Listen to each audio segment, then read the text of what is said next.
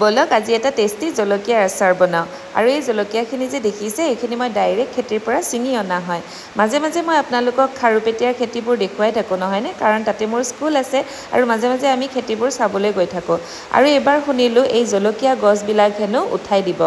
আৰু ইয়াতে বেলেগ খেতি ৰুব আৰু গম পায়ে আমি জলকীয়াৰ খেতি পালোগৈ আৰু ভালেমানখিনি জলকীয়া আমি তাৰ পৰা ছিঙি আনিলোঁ আৰু এই জলকীয়াখিনিৰ নাম হৈছে হেনো বুলেট জলকীয়া ঘৰলৈ আনি জলকীয়াখিনি ভালদৰে ধুই মেলি ৰ'দত শুকুৱাই ল'লোঁ আৰু এতিয়া বনাম আচাৰ সেয়ে নেমু দুটা কাটি লৈ তাৰে ৰসখিনি উলিয়াই এই কাটি থোৱা জলকীয়াখিনি দিলোঁ লগতে দিলোঁ 2 চামুচ নিমখ দি এইখিনি ভালদৰে সানি মেলি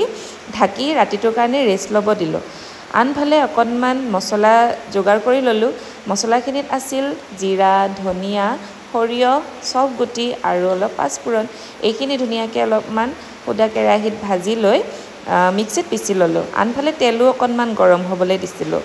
এতিয়া মছলাখিনি জলকীয়াখিনিত দি ভালদৰে সানি ল'লোঁ আৰু লগতে অকণমান দিছিলোঁ জলকীয়া গুড়ি আৰু অলপমান হালধি যাতে ইয়াৰে কালাৰটো ভাল হয় এইখিনিও ধুনীয়াকৈ সানি লৈ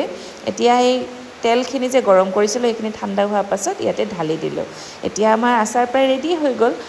এতিয়া এই আচাৰখিনি আমি কাঁচৰ বয়াম এটাত ভৰাই থৈ দিলোঁ প্ৰায় এবয়ামেই হৈছিল আচাৰখিনি চাই কেনে পালে জনাবলৈ নাপাহৰিব আৰু আপোনালোকেও ঘৰত এনেকৈ বনাই চাব দেই আজিলৈ আহি